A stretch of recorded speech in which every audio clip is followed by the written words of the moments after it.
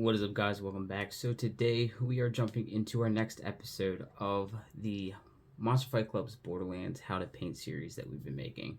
We did all of the base characters that came with our Kickstarter. We now have to do some more Claptraps, and then I didn't get Claptrap's Robo Revolution. I did not get that, but the box of badasses did come with a set of different Claptraps, so we are going through them. We did the Commando one yesterday, or the Soldier one yesterday, and today we are going to work on Cluck-Trap. So he's dressed as a chicken. He's also a little bit smaller than the other ones, so it shouldn't be too bad. So we're going to tackle that. We have 2 more Claptraps after that, and then we can start focusing on the Psycho Bandits and the Skags, which are still a decent amount of miniatures there. So let's go ahead and get started. So to start off this model, we are going to jump right into our yellow. Now his eye in this model should be red, but what we're going to do is we're going to make it the usual blue. Since I'm using these models in Bunkers and Badasses, I want to use all of these different variants to mess around with my Vault Hunters. So I want to just make it where he's dressed up in different things to basically mess with my Vault Hunters. So we're going to make his eye blue on this model. Now for you, if you're painting this for the Monster Fight Club game, you probably want to make it red, because these are technically enemies to the Vault Hunters in Mr. Torgue's Arena of Badassery, but since I'm playing the Bunkers and Badasses game, it's going to be used a little bit differently. So we're going to start off with yellow. We're going to use a ochre yellow. I love this yellow. I think any ochre yellow is just amazing. So the AK ochre yellow is like one of my go-to yellows. So we're going to start off with yellow, get the body, situated, and we are going to avoid any parts that will be any silver parts or metallic parts in general. So let's go ahead and get the yellow onto the model.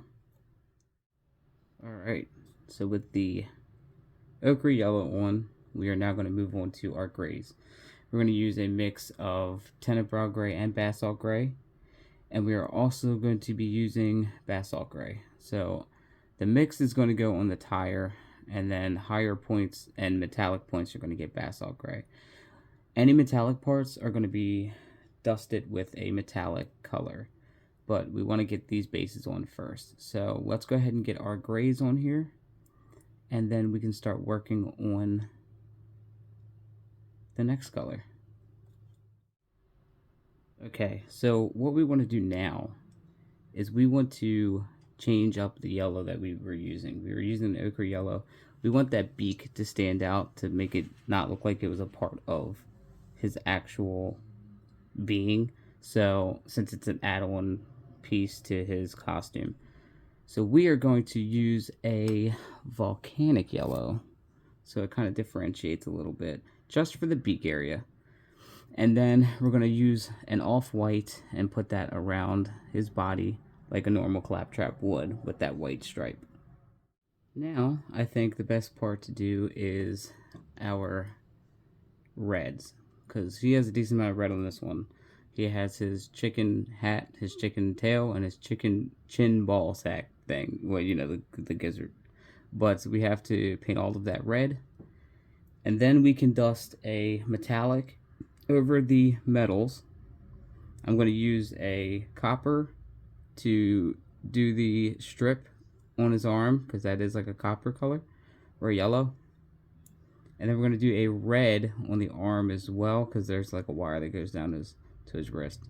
So yeah, that's basically almost to the finish line. So our final color that we are going to put on here is like a Ducat blue. So we're going to do that for the eyeball. Now if you are playing Monster Fight Club's Borderlands and you want him to be an enemy, you should make his eye red, because usually that's when a Claptrap kind of turns evil. The eye will be red. But if you want to use this as a funny gimmick as an NPC for Bunkers and Badasses, we're going to do blue. So just keep that in mind. If however you're going to use this, you could paint it however. You can even paint it blue and use this as an enemy still anyway, because why not? Paint these however you want to paint them. But we also have this little panel down here that we're going to have to hit with blue too, because that is also a blue panel. So yeah, once that's on there, we can now start doing our glazes, which will be all Gravelord Gray, since everything on here is technically just metallic or just a outfit of some sort. Okay, so we are on a roll. Now, what we can do is use our Gravelord Gray speed paint, and we're going to use that to glaze. A lot of people use these paints to do their initial paint job. They'll do like a zenithal paint where it'll be black and then a downward of white, and then they'll just color all of their miniatures with these speed paints. But I find it's a better effect to not only the paint job itself, but also to your skill level, is to paint with normal paints. You'll gain that ability to paint really well and start learning that way, and use those speed paints to enhance the paint that you're already using. Now, Gravelord Gray is great to dye down some colors and also get into recesses and make things pop, but it also makes metallics look really, really cool. So you'll notice that if I'm using like leather pieces, I'll use a leather speed paint here and there, stuff like that, depending on what it is. But here we're just going to use all Gravelord Gray, and we're going to do like a drop of Gravelord Gray, and then we're going to fill up some of the brush with water, and we're going to mix it so that it doesn't water it down too much, but it gives it just enough consistency to jump right to the recesses and dim down the paint job just enough. So let's go ahead and get some of this Gravelord Gray on here and see what we're looking like.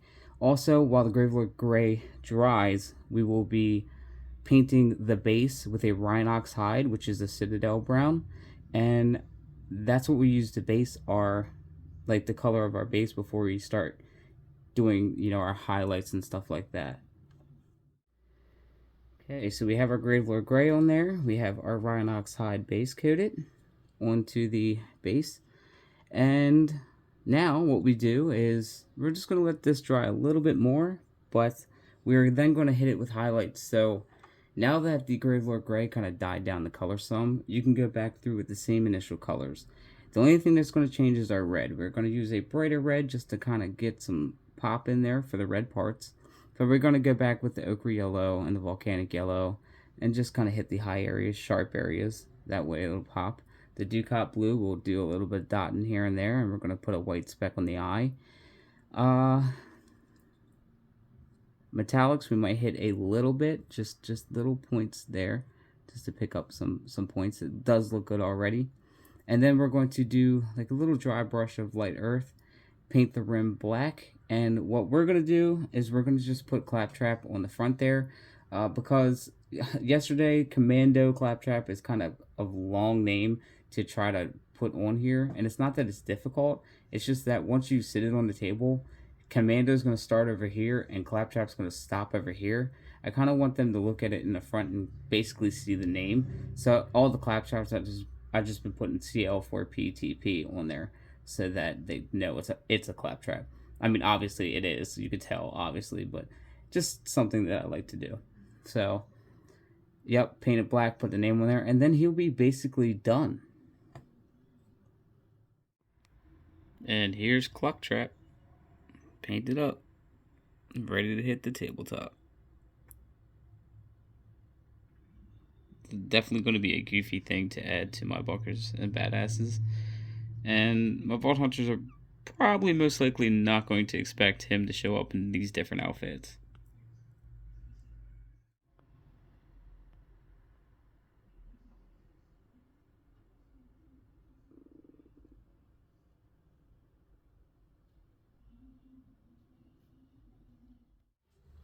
I hope today's video gave you some enjoyment while painting your miniatures. If this video did help you out, or if you know anybody that needs help with their miniatures, be sure to like this video and share this video with those that need help. A lot of people might not be able to get their miniatures to this point, even though this is even simple. But the best thing for you to do is to try. If you haven't painted yet, pick up a brush and give it a go. And as you keep painting and as you keep, progressing with the miniatures that you do paint, the better you'll actually get. You can't get better unless you start. So if you're at that wall right now where you just like, I want painted miniatures to put on the table, but I don't know if I can do it. You can do it. You can do it. It just takes time and patience, and you can get there. No matter what skill level you're at, you're going to be able to paint these up in due time. So remember to leave this video a huge like, subscribe if you haven't already, and I will catch you all in the next one. Bye.